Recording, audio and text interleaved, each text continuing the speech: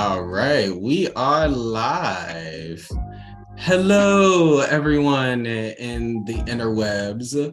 Welcome to the Oakland Poetry Slam. We have an amazing competition and an amazing feature for you tonight. But first, today's show is brought to you by our wonderful supporters over at Patreon and viewers like you. Shout out PBS. Please don't sue us for stealing that.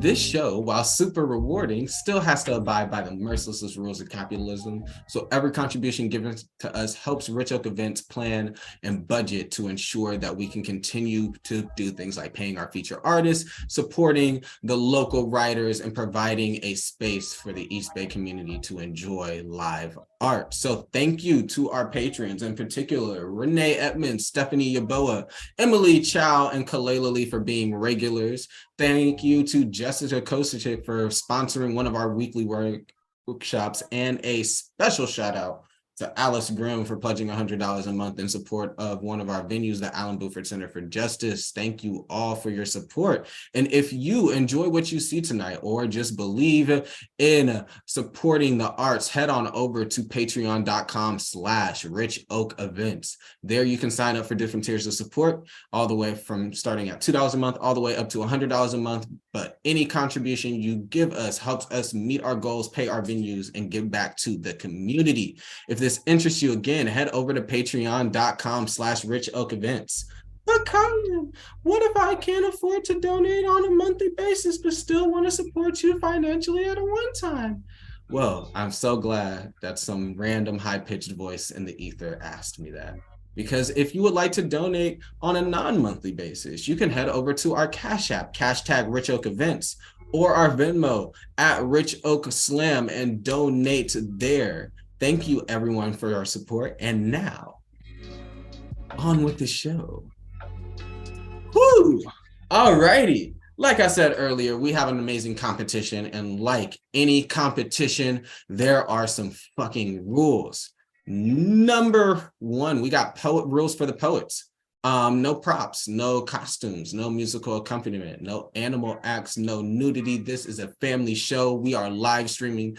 Chino is the only person to ever get our live stream taken down. Do not add your name to that list, please. But even more important than not shutting down our live stream, you have a time limit of 3 minutes with a grace period of 10 seconds. If you go over 3 minutes and 10 seconds, points will be deducted by our scorekeeper, Prophet. At 4 minutes, you will be muted by our god of slam, Arvind. Please do not go over 4 minutes, because if you get muted, then I got to come up on stage and act like it's not like the middle of your poem and just like keep on with the show. And that's going to be really awkward for me. It's going to be really awkward for you. It's going to be really awkward for the audience, but most important, it's going to be really awkward for me.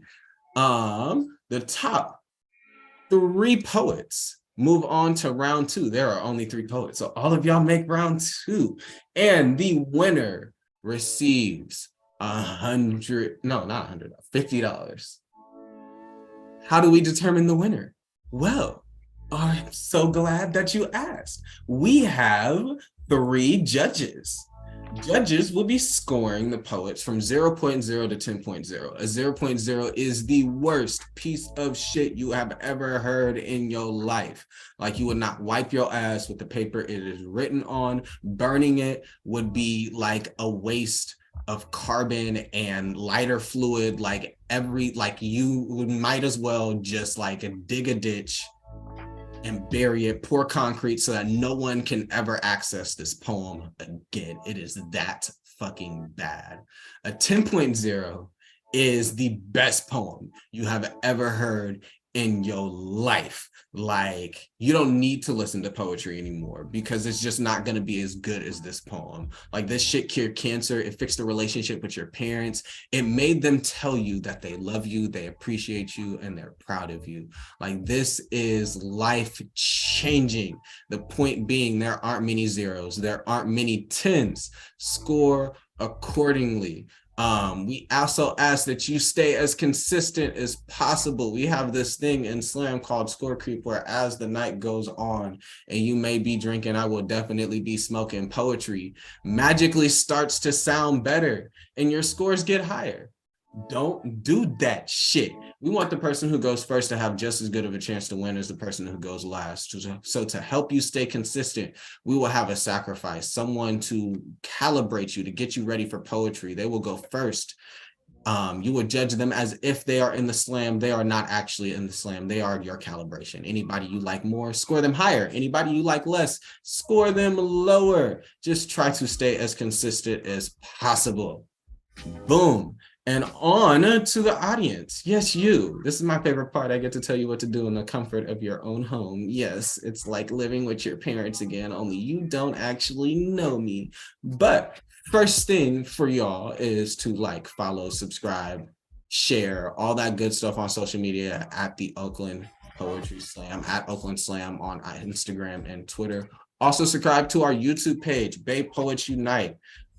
So if you ever miss one of our in-person shows like Berkeley Slam or Medicine for Nightmares, we live stream those shows and we also record them, so you can also go back and see any Oakland Slams, Berkeley Slams, and whatnot that you may have missed. So don't sleep on that. Rule number 2, show love to all the poets. Utilize that comment section. If you are in here in the Zoom meeting with us, make noise when poets are coming up on stage. If you don't, it's gonna be dead as hell. It really will be. We want to know how y'all feel. Without y'all, the audience, we are just some crazy motherfuckers screaming at the internet. So make this a show and not a therapy session. And rule number 3 is, this show is a freedom of speech zone. That means anybody can come up here and say whatever the fuck they want to say. But freedom of speech does not mean freedom from accountability. So if someone says something fucked up, you can let them know respectfully in the comment section. If you are not respectful, you're just gonna get blocked. It's that easy. Like, just don't be a dick. Nobody wants to be arguing in a comment section. You don't want to argue in a comment section, so just be like, hey, that wasn't okay, and then just leave it at that. Coolio. I do believe we have our rules all out there for the poets. Are y'all ready to hear who's in the show? I was about to say, that wasn't a rhetorical question. Yeah. Let's fucking go. Who is it? So poets will be reading in this order. We will have Kelsey, followed by Don, and ending the round out with Nicole Tracy. Ooh, give it up for everyone in the slam. Woo! Yes. Yeah. Stick around after the first round. We will have an amazing feature. I will get into that a little bit later, but it's going to be a great night. So we got our poets, we got our rules, we got our audience and judges and all that good shit.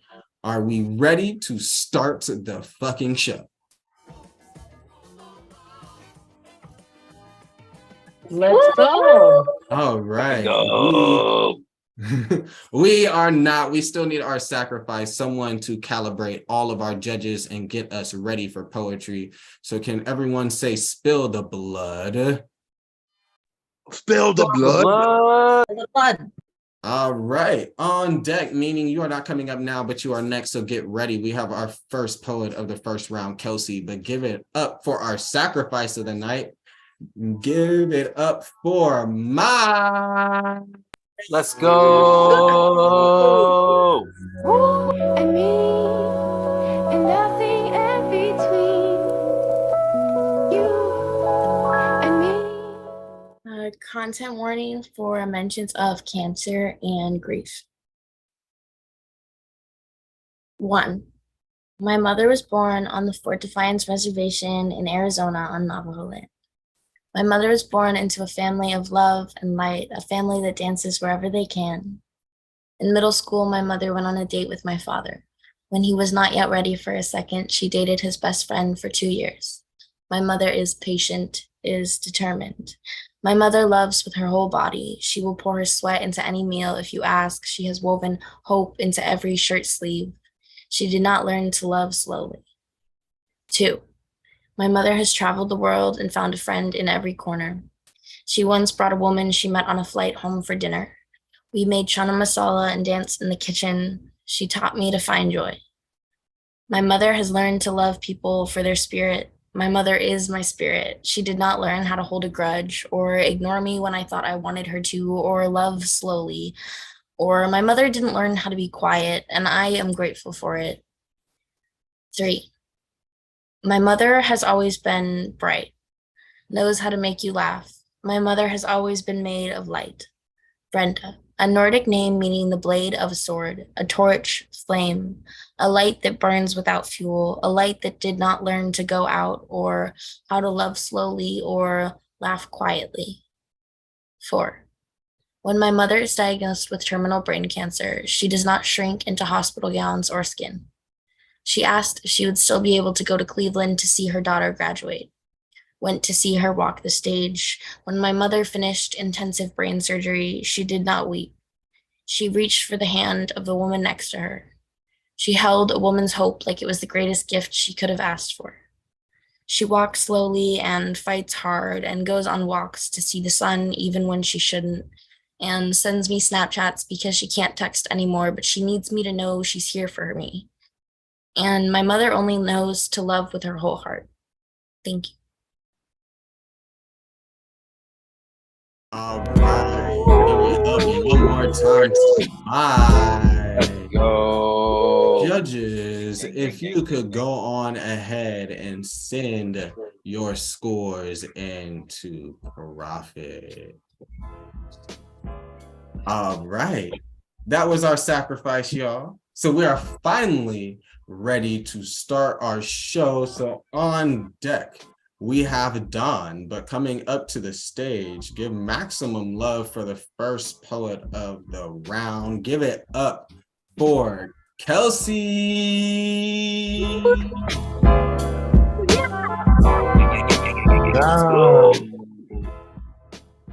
Mic check. We can hear you. Dear universe, you a petty bitch. Oh, looping around hidden desires and the dreams I didn't know how to manifest, head ass. Oh, it all worked out in ways I couldn't fathom, motherfucker. I'm about tired of your timing being all whimsical and purposeful and shit. God is good all the time, and all the time God is good, but what the fuck? Because I be out here this close to giving up, and then boom, a June bug or an angel number, or my grandma's song comes on shuffle, a special delivery from the petty ass beyond telling me to sit my ass down somewhere and release the howl, because shit is working for my good or my growth. I make it lately. All my amens been ouches. Messages telling me not to great value my dreams or mark them down with doubt. My ancestors beginning on my case about underestimating all the good I deserve. And then this hef up in the sky got the nerve to hand me a mirror. Show me how fucking fine I am. Remind me consent is revocable and I don't have to subscribe to any system that tells me I'm not the baddest the divine then gave me back to me, all heavy-handed. And I think, if I'm being honest, the hole that could catch these hands the most is time. There's a grief and gratitude in realizing James Baldwin was right. Crown really been here whole time waiting on me, and I've been out here debating if I could live up to the gift, as if Kendrick's prophecy ain't come to pass, because I've been being all right. I wish I could go back and tell repress me, baby, it's coming. The better that everyone throws in your face, unsure if it's a wish for you they could actually make good on, because love ain't something you plan for. It's not The Sims where you have cheat codes and end up with heart bars on full, but this in love with myself shit is actually a thing. Realizing magic version of me has always been here. The painfully intentional updates do not cancel out my calling. Puzzles don't really look like shit close up, but I'll be wanting to yell out, wait till you hit that panoramic, bitch. The distance will be exquisite, but irritating, because knowing then that now could come, could have, I don't know, mellowed me out, brought a bitch some peace and mindfulness and all the other shit spiritual Instagram be talking about, God double tap. I guess what I'm trying to say is, how dare you actually prepare me for my heart once, needs, and deserves. Bitch, you got some nerve to make me something I believe in. All right, give it up one more time for Kelsey. Let's go. And for reference, our Sacrifice Mike got a score of a 26.7. Fuck the scores. Give it up for the poet. Gang. All right, moving right along on this gravy train on deck. We got Nicole Tracy. But coming up to the stage, give maximum love for the next poet in the slam. Give it up for Dawn. Go,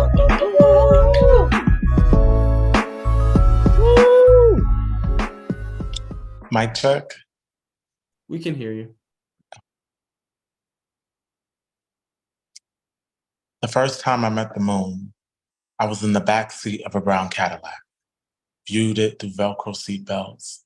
The 80s leather seats would be male seal kissed with the body, but on this night, I felt free. Felt like the moon knew me for what I was, drove so long, it guardian angel my movement. Wait until the car rocked me to sleep to turn sunrise. This was before depression eclipsed me.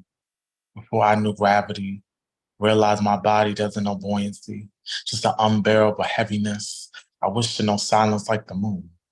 Not an emptiness at my core. These days, me and my mother clash like Big Bang. Remember, she is a fizzled star. All she knows is collapse. My mother has never known unconditional love.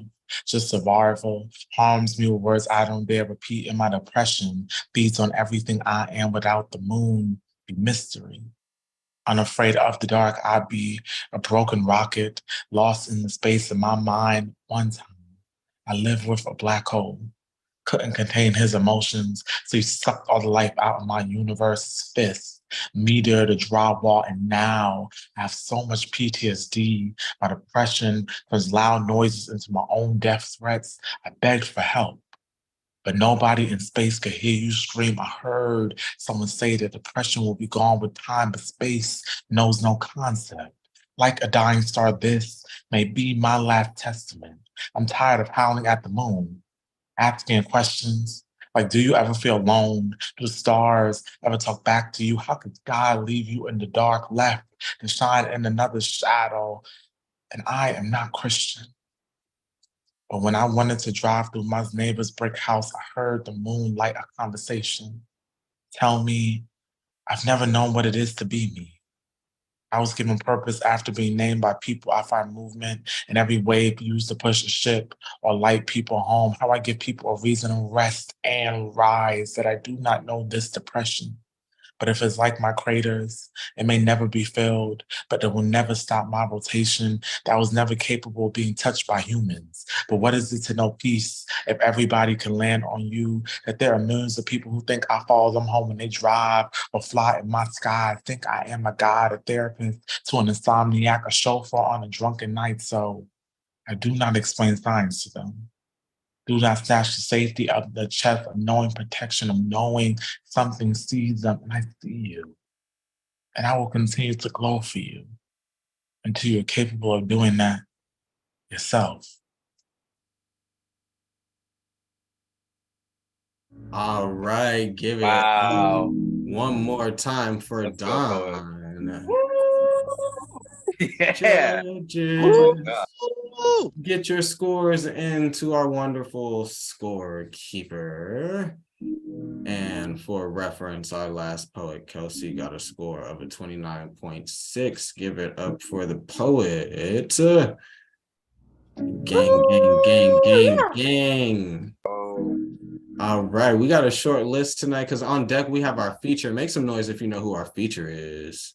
Oh shit, do we know who she is? If you don't know, you are going to learn today. It's going to be a really great, amazing set, and I'm glad to have her here.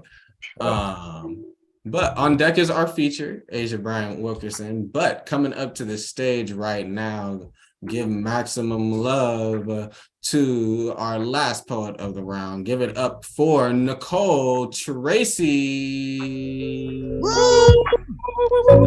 Gang. Mic check. We can hear you. We hear you. Alternative ways to say my father doesn't want to be a father. 1, he and my mother divorced. That's why she and I have different last names. Truth, you must be married first in order to be divorced. My mother even had a wedding dress picked out and still keeps her old engagement ring. 2, he only gets visitation because family courts are biased towards mothers.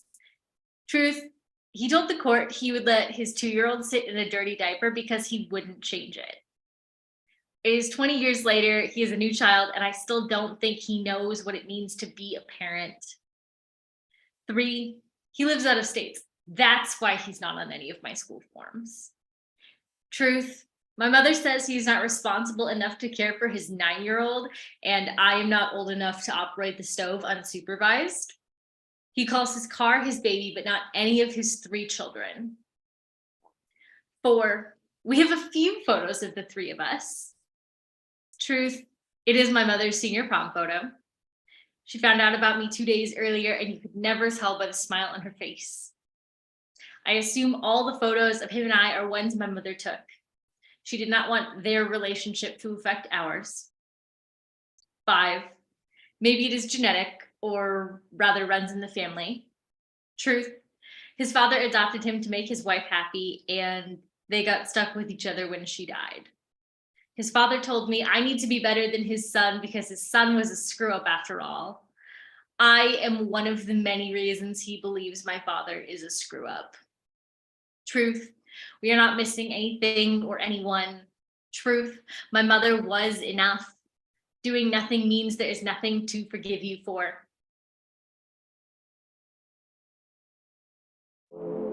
All right, give it up Let's go, one more go. time for Nicole Tracy. Gang. Judges, go on ahead and get your scores in to our scorekeeper Prophet. And for reference, our last poet, Don, got a score of a 28.7.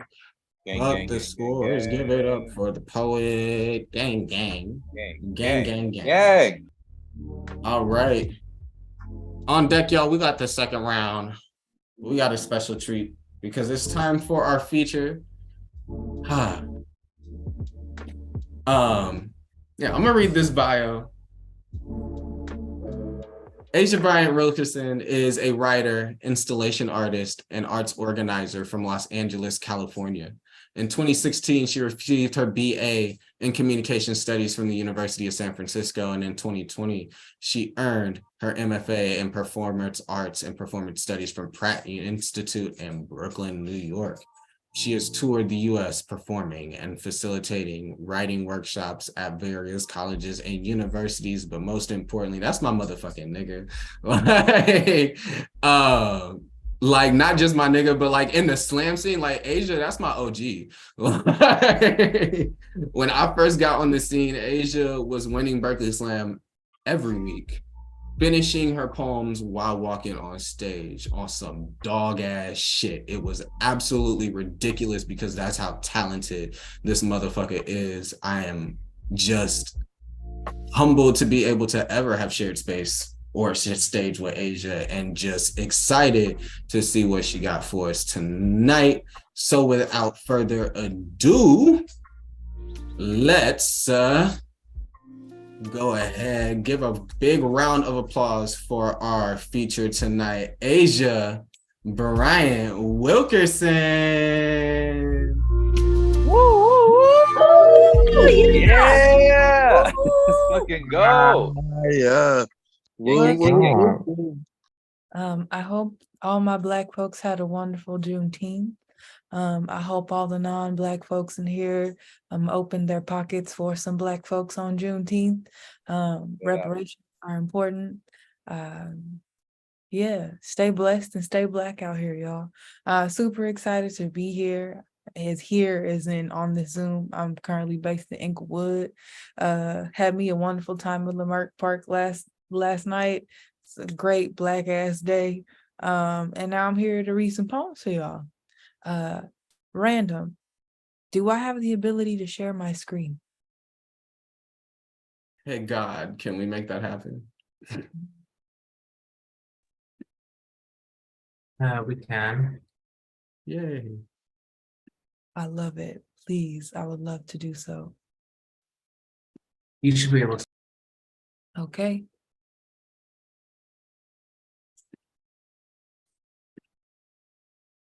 All right. So I've read this poem a few times at a few different shows, but I never actually got to like show it to people. One of my favorite movies growing up was Eve's Bayou. It's a beautiful Southern Gothic film. And so, yeah, I wrote a contrapuntal poem in the voice of Moselle Baptiste.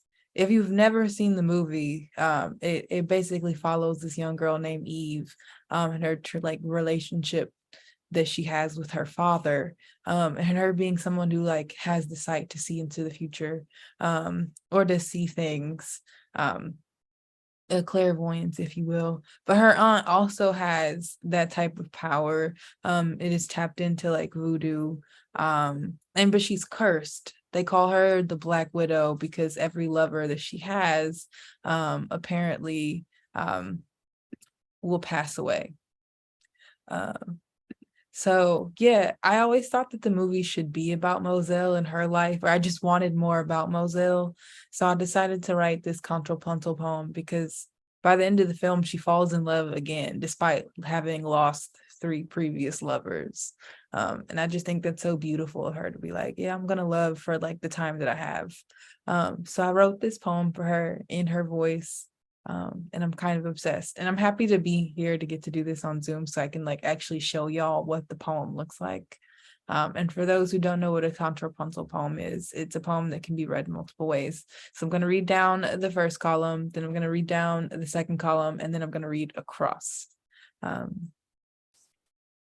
Yeah, so first column. I love Maynard like I knew how. I dreamed of my new man's funeral before. All my life I've known this curse. Still, I made a home out of hope. My lover looks so good in a suit. I didn't want to love the last man, but all 3 of my dead husbands must have been ready to leave me. Second column. He was going to die the day I met him. The wedding that would never come rips the taste of love off my lips. This gift of sight would lie to me. I almost forgot he was in a casket. He insists on dying by my side, holding my hand down the next aisle, alone with all my visions. And now across. I loved Maynard like I knew how he was going to die the day I met him. I dreamed of my new man's funeral before the wedding that would never come. All my life I've known this curse rips the taste of love off my lips. Still, I made a home out of hope this gift of sight would lie to me. My lover looks so good in a suit, I almost forgot he was in a casket. I didn't want to love the last man, but he insisted on dying by my side. All 3 of my dead husbands, holding my hand down the next aisle, must have been ready to leave me alone with all my visions. Cool. That's poem number 1, y'all. I will stop sharing. Oh, come on. Wow. I appreciate Good poem Wow. poetry. And the visual too, Let's my go God. poem. I love that poem. If you've never seen that movie, please go see it. Not Use go Bayou's a like banger. you can find it. I think it might be on Hulu or somewhere streaming. I don't know. I have it downloaded. Like I actually paid the $3.99 to like buy it from Amazon, and it's saved on my Apple. Because I just love. Nah, that's an old one. I just have never gotten to like actually visually show it to folks. Prophet. Yeah, I really, really just rock with that poem because I really, really just rock with that movie. This next poem might be the newest poem I'm reading. I tried working on a new poem today, y'all. You know, I like to do a new poem every time I perform, but my boss is stupid and he interrupted my poetry writing, so blame him. But this poem is called I Apologize. Ooh, your boss. Yeah, you know, capitalism. I would have quit already, but I need vision and dental. Yes, but this poem right here is called I Apologize. I apologize. I mistook the running for asking. I know closed mouths don't get fed. I thought open arms were enough. I'm sorry for the running, for the leaving. I keep leaving, keep unsettling my bones only to bury them in a new plot of apologies. I hid. I still hide. I fix my mouth to say I love you, but my feet say I'm sorry. Don't know where I ran to. Kept thinking you would find me. Did my silence ask too much of you? I kept running, kept thinking the running meant I was asking you to save me. Thought you saw the footprints. I promise the next I love you won't come after I leave. I promise. I said I apologize and the roof of my mouth caved in. Knew the words weighed too much. Wanted to gift you something other than my absence, but I kept making paper mache promises. All I have to give are the lies I've spent a lifetime living. Got a tongue stuccoed together with too many secrets. I got good at singing my sins into someone else's sorrows. I hope you didn't hear the last song. Wouldn't want that hollowed hymn to hold you. I should apologize for my absence, but I was taught to leave is to love. And what is love if not longing? Can you love someone if your heart has never had to ache in their absence? I must be too good at leaving you. I knew I loved you the day I left. I said, I apologize, and I should have said it to myself. I know closed mouths don't get fed. I thought open legs were enough. I let you inside and thought I had let you in. Gave you a crumb of affection and thought I had given you a piece of me. Like I wasn't born both broken heart and broken record. I break pieces of myself for every lover I've had to leave. I apologize for not believing I had more to offer. I apologize. I know closed mouths don't get fed. I thought my silence was enough. Thought you could hear the hymn my heart likes to hum. Thought you knew the running was a song I wanted you to dance to. Maybe we could have danced together if I had learned to be still. I say I love you and the words disappear. I say I love you and I should have said it to myself. Should have loved myself enough not to leave. I split myself open for the last lover, only to have my spine buried in their backyard. I apologize. I wish I could have loved you, but I have to learn how to love what is left of me. I say I love you, and the person I long for is myself. I apologize. Okay, poem number 2. We are moving and grooving, y'all. How we feeling? Let's fucking go. As good as your poetry. I appreciate you. Okay.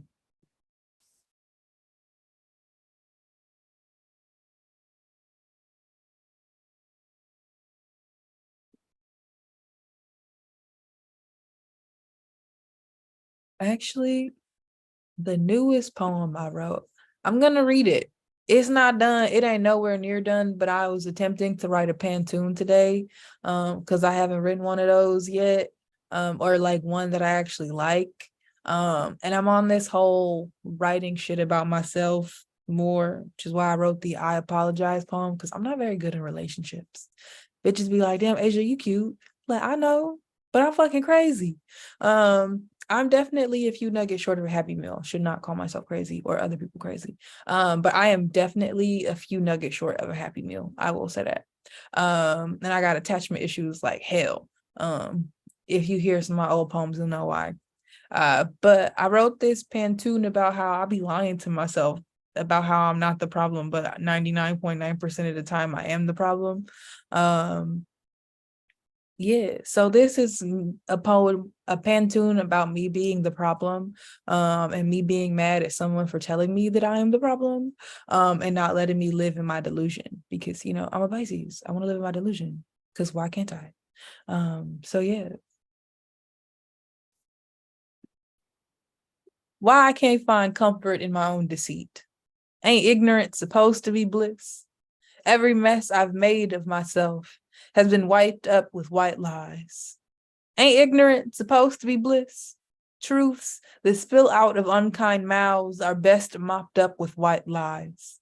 Are you proud to be that honest? Truth has a way of spilling out of slick mouths like rich oil. Are you proud to be that honest?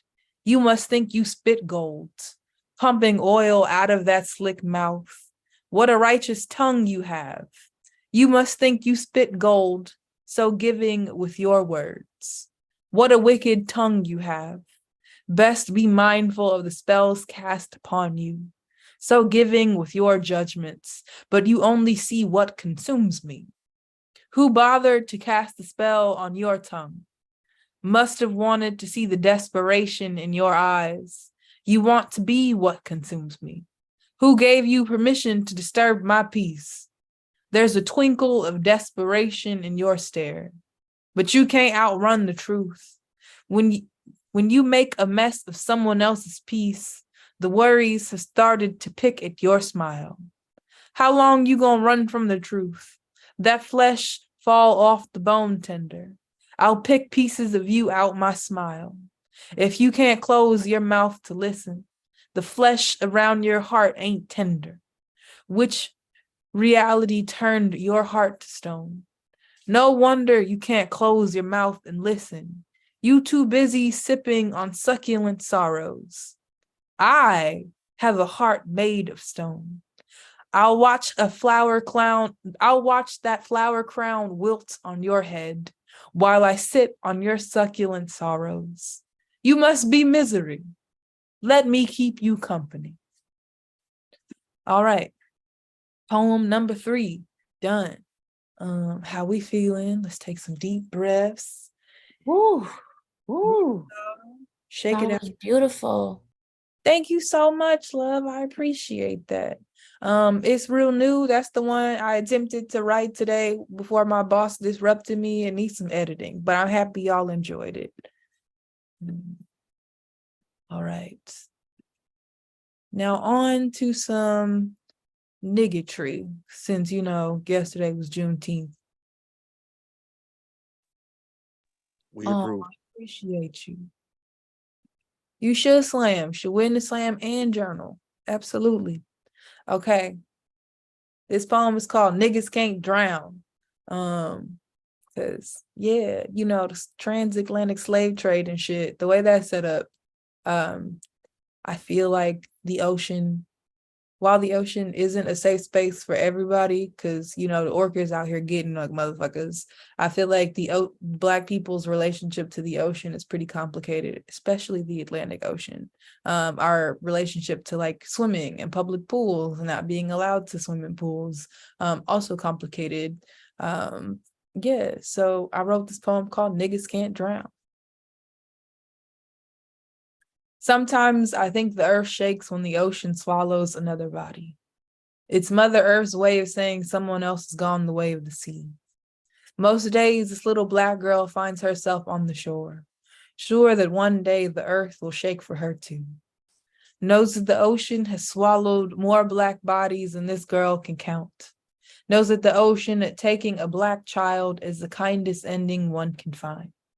We become the sea when our bodies are swallowed by the water. I think it's why white men like to kill us. They get to watch the rivers flow from our body.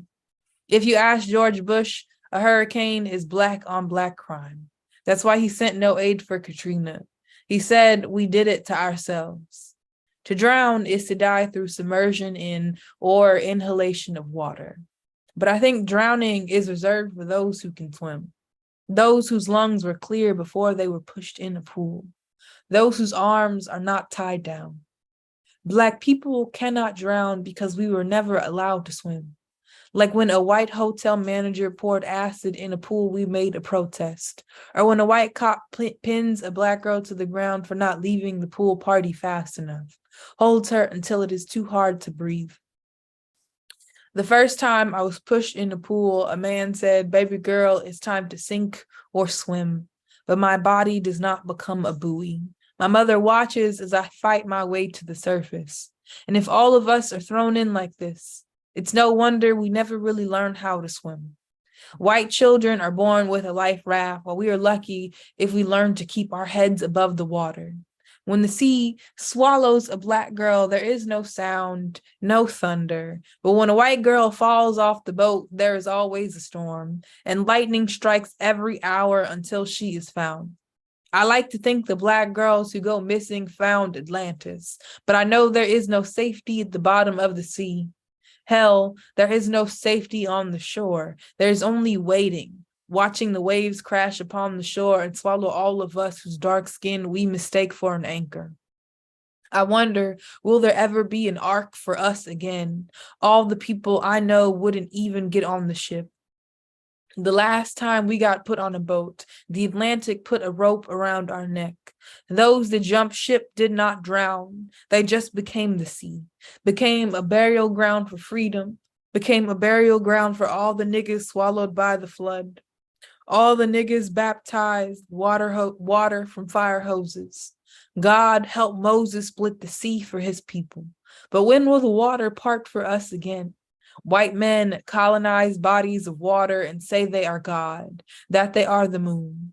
And we are swallowed by this tsunami of a white world, and we just become still, and we become the sea. Woo! Poem number 4. Yes. Woo! All right. Gagas, please. Oh, appreciate you. How much time do I have left, y'all? You got time Maybe for time one for more. one more. One more? Gotcha. Mm-mm-mm-mm. Where are you at?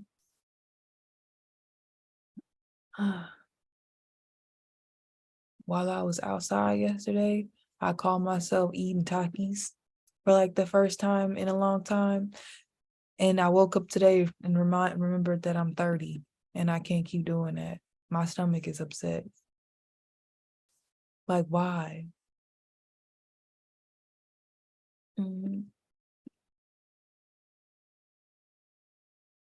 All right, y'all. Like I just said, I'm 30. So my references are all from young folks who grew up in the late 90s, early 2000s. And you know, being from Los Angeles, California, one of my favorite shows to watch when I was a little girl, a little black girl, was the Proud Family. You know, Wizard Kelly, Magic Johnson owned everything in Inglewood. Wizard Kelly owned everything in Penny Proud's little neighborhood. La Cienega Boulevard. So yeah, I loved the Grow Sisters. And everybody, a part of the Proud Family. My favorite episode was when they gave, what's her name? Olay her makeover. Loved it. But Zoe? yeah. Nah, when they gave one of the Grow Sisters, the middle Grow sister, Olay, they gave her Oh, that's right. a makeover. It was fantastic. Actually, no, it was Nivea, because all the Grow Sisters are actually named after hygiene products, which I have feelings about. Nivea, Gina, as in Neutrogena, and Olay. I have feelings.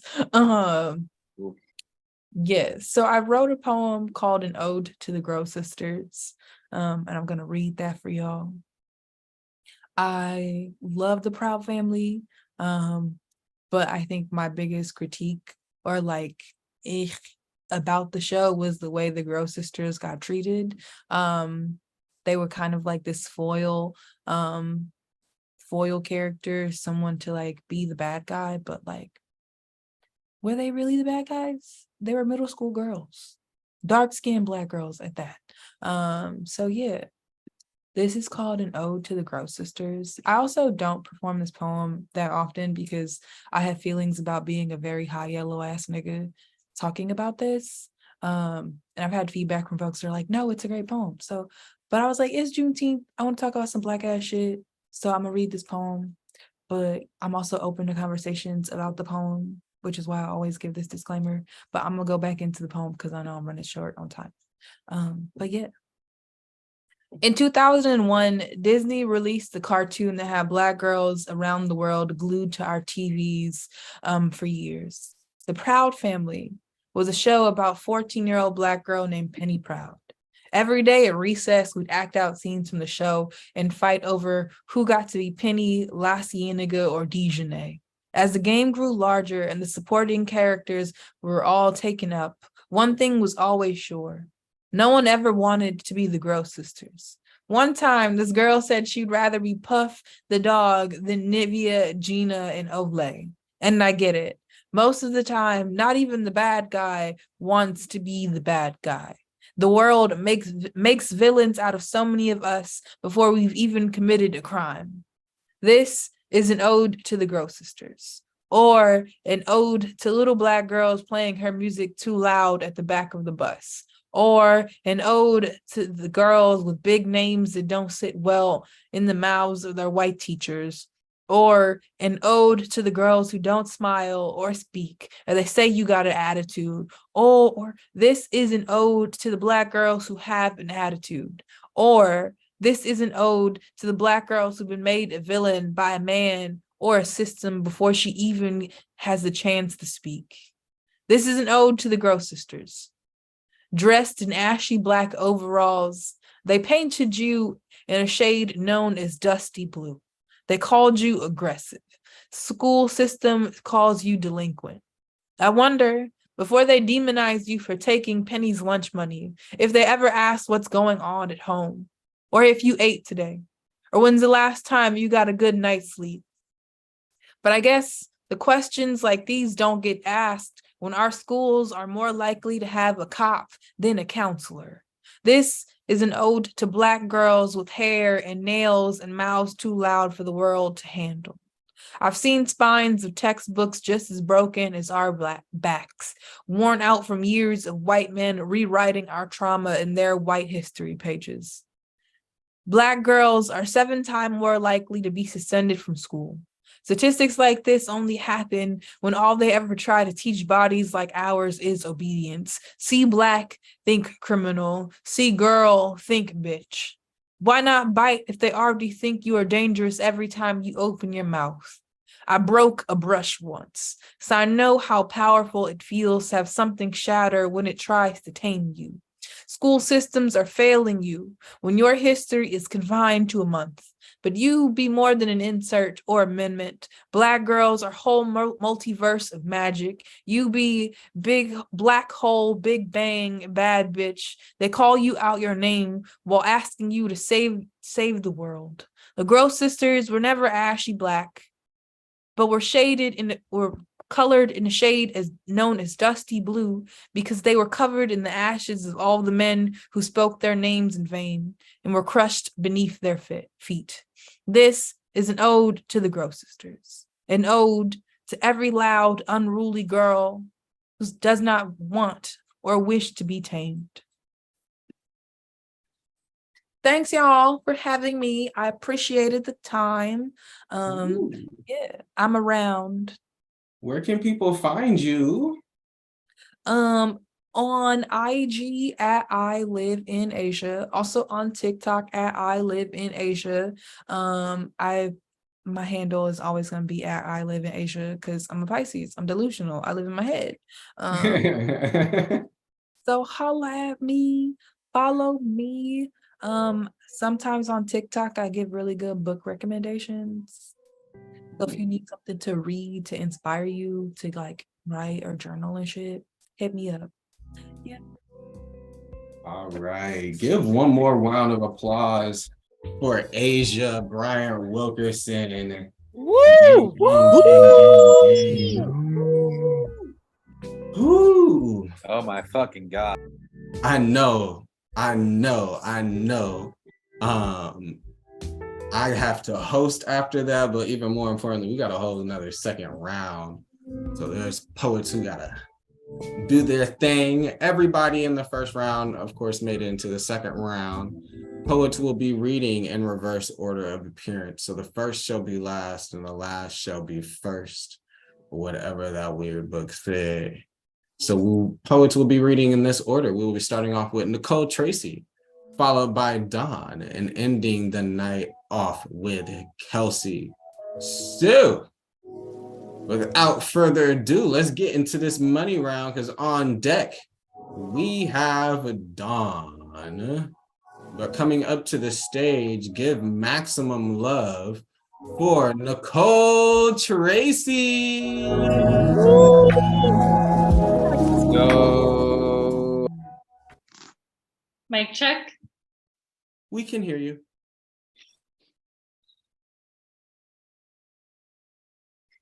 Meet Derek, my ex-boyfriend, my ex-guy who I had a fling with. Derek, who says he's a former player, but only with a girl to call a trophy on his arm. If you've ever introduced yourself to me and I got lost in your smile, your name must be Derek, because you know just how to smile, hide your danger behind your teeth and get exactly what you want. I humor Derek and have a conversation because he smells of IPAs, and I am too drunk to forget that I hate IPAs. So Derek brags about his job or how close he is to his family or something mild to impress me. Derek buys 2 more IPAs and I pass mine back to the bartender when Derek is distracted because Derek never bothered to ask what I drink. And I will never be too drunk to forget that I hate IPAs. Derek talks over me, says he's a thing for quiet girls. When he stops talking long enough to take a drink, he asks what I do, expecting it to fill the time it takes him to swallow. But he spits as soon as he finds out I'm a strong woman, and the game changes. I've become his conquest, not his arm candy. I smile and he thinks it is for him, but it is because I know this game well. And I know I will not be his Friday night conquest, but Derek doesn't realize he's not the first one to try and rename me after himself. So I know all his games, but play along anyways. My tongue will not surrender to his, and he stops to tell me he loves strong women. Derek will try and become any guy the same way he molds me into any woman. She is quiet, so he likes quiet girls. She's loud and unapologetic, so he says he likes confident women. She wears resting bitch face as her favorite accessory, and he says he likes his women tough. I am all of hers, and Derek is none of these. Derek just wishes to find a girl to bring home. The $16 Uber ride for her makes it well worth his time. But I have met too many Dereks. I know all about his need for his bed to not be so alone tonight. I know all the rules to his little games, even the ones he doesn't tell me. I know just how this will play out if I play along. And I am too strong confident of a woman to let myself follow another Derek home just for mediocre dick and a forgotten name. I can get off all on my own, and it is my name I scream, not his. All right, give it up one last time for Nicole Tracy. And for reference, Nicole's score last round was a 28.0. See, I just got a message from the scorekeeper about that. I did it. I remember. Damn. All right, on deck, we have Kelsey, but coming up to the stage, give maximum love for Dawn. Let's go, let's go, let's go, let's go, let's go. Woo! Sound check. We hear you. It's Pride Month, and straight people have long since created a rumor that queer people cannot fight, that the rainbow gene makes us submissive, that gay male hands cannot form fists, stay limp, like the switch in our hips, a rumor that women forget where she belongs, say she ain't have the right dick to turn her out, plastic, ain't no penis, a rumor. If you cannot pick between the two, you simply cannot throw hand. One thing is true. I do not like to fight. But I will whoop your motherfucking ass if I have to. I'm sorry sexuality and physicality has confused you, so allow me to reintroduce myself. Since birth, I've been haymaker and homophobes, declared the world when I name me Botsy Boy, fruity faggots, if I, and all this glory, be sticks set ablaze, fighting was not my first language. But have you ever seen a punching bag bust? The Sandman falling outside of himself, and I refuse let the world waste me away. Learned to be Black and queer in America is a fight above your weight class. We sucker punch broken rib cage into self-hate, but still fight to prove you exist. Learned to be Black and queer in America is to never know who is fighting for you or waiting to jump in. Am I Black? May one day take part in the beating. So my queer must be strong enough for the both of us. Straight people, declare I love blasphemous. When straight male Christians are in love with God, which is say you love a man as much as I do. I know it took God 7 days to make heaven and earth, but it only took me 2 seconds to whoop your ass, because if they cannot keep us in closets, they will make us caskets. And if I must duck walk over your dead body, I will. I'm here to tell you, we might have sugar in our tank, but boy, we finna raise your blood sugar. I know gays, the hands stay ready. Don't matter if they masculine or feminine, we will bury your body, leave you gagged, and still have time for brunch. No lesbians that grab masculine by the balls away this world. They try to grab him by the pussy, but forget she be a revolution. No matter if she's 5'5" or 6'5", she know what periods scarier than you. No trans individuals. It's her insults into boxing gloves. Say mama ain't raised no punk. Just make sure when I fuck you up, many of your friends jump in. This poem ain't no warning shot. It'd be liberation, how we defy gravity on the daily as if they seen a rainbow touch the ground before. It'd be the alphabet finding its voice, and nobody can tell who it is and how to exist. Anybody has a problem can fuck around and find out. It'd be a war cry for every non-binary and Black trans individual murders whole. They ain't woman enough to be a woman, human enough to be a human, a man enough to be a man. These hands here to tell you we not going down for the fight. So you better try Jesus, motherfucker, before you ever try me. You fucking tell him. All right, give it up one more time for Don. Gang. Judges, send your scores into our scorekeeper Prophet. And for reference, our last poet, Nicole, got a score of a 27.8. Give it up for the poet. All righty, on deck, we have finding out who wins this money and going about our night, chilling or whatever. But the show will be over. But coming up to the stage right now, give maximum love to our last poet in the slam.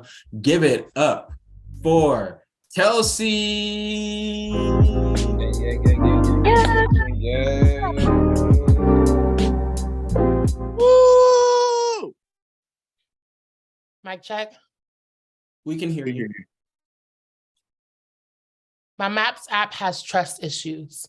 Gets its hopes up every time my car parks in the same area for 2 weeks, like a kid who wholeheartedly believes his daddy gonna do right and come home. My phone just wants one, changes my contact without consent. And when my parking arrangement shifts, it has a crisis of self. I have not designated a permanent site of rest in my phone in 24 months. I've had stints of stability, docking for 2 to 6 at a time, but my suitcases ain't never been too far away. Not a sob story, just a narrative of how you can grace the cover of a city's magazine and not have a permanent mailing address in one. How San Diego's favorite homegirl has been homeless in her hometown, even with savings and income, credit and bias have rendered me unrentable. And if someone with my visibility is barely a head above ocean, what of a family whose paycheck to paycheck pipeline is disrupted by crisis?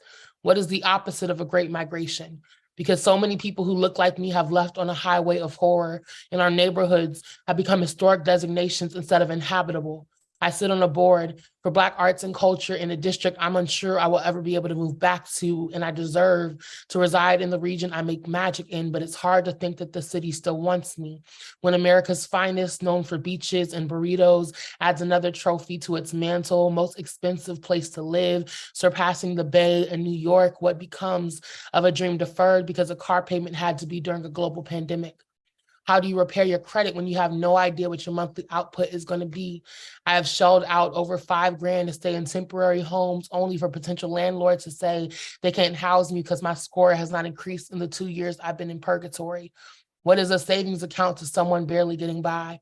Why do I have to earn my right to survive? Housing is a human right is more than a buzzword to be tossed around at rallies. It's fucking facts. And I'm tired and angry and present and knowing that what's mine is coming. And this is how I tell future me, I believe we are worthy beyond performance of strength.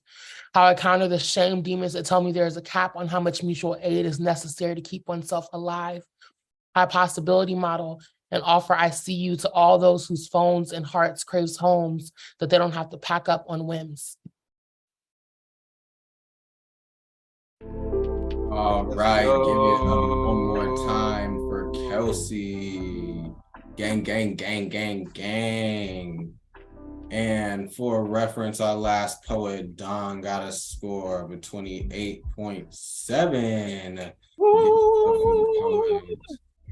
All right, we made it to the end of the show. While our scorekeeper is tabulating all of our scores, I would like to tell you about the other shows that we run. First and foremost, right here every third Tuesday on the interwebs is the Oakland Poetry Slam. We have a writing workshop before this show, so not only can you catch killer poetry, you can write killer poetry too. Check out all of our social media beforehand. It happens on Zoom. We have wonderful facilitators for that.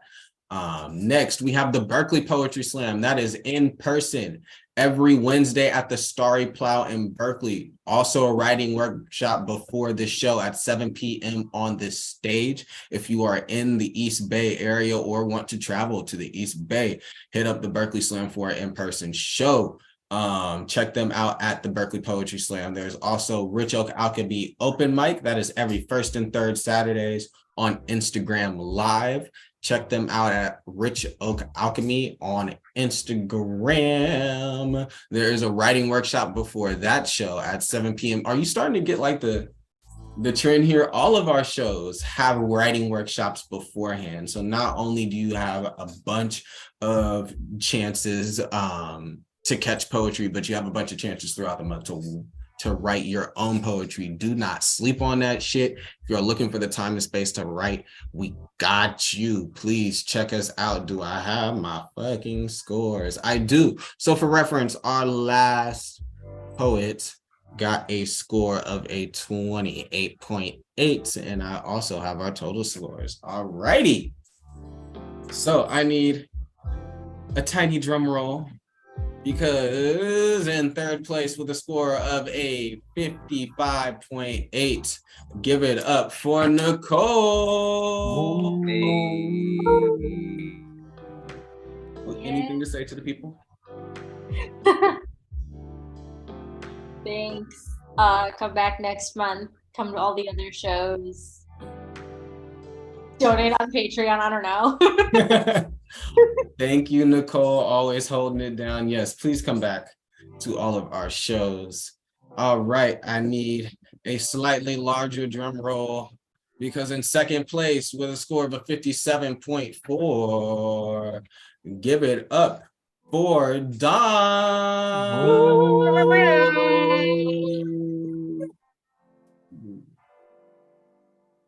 I'm supposed to say something. Shout out to everybody that performed tonight, and yay. Awesome. Thank you, Don, for gracing our stage once again. It's always great to see you and hear your work. And I need a maximum drum roll, because in first place with a score of a 58.4, winning $50 tonight, give it up for Kelsey. Thank y'all. Let's fucking go. Yeah. Just thank y'all. I'm always happy to be in the space with you. Awesome. Always great to see you and hear your work. Thank you so much, Kelsey and Don and Nicole and and to our feature, Asia Bryant-Wilkerson. Thank you so much for gracing our stage today. Shout out to all of our judges. Could not make this a competition without y'all. Shout out to our scorekeeper Prophet for doing all the math tonight. Even though, like a whole spreadsheet does it for him anyway. Shout out to Tino for making sure like all of our shit is together. Shout out to our god of slam, Arvin, for live streaming and always being dope. And most importantly, thank all of you who are watching on our live stream, because again, without y'all, we would just be a bunch of crazy motherfuckers screaming into the internet. Y'all the ones who make this a show and not a therapy session. So come on back next time for more poetry and amazing, amazing art. I have been Colin, your host. This is the Berkeley Slam. We will see you next time. Happy Father's Day, Colin. Oakland Slam.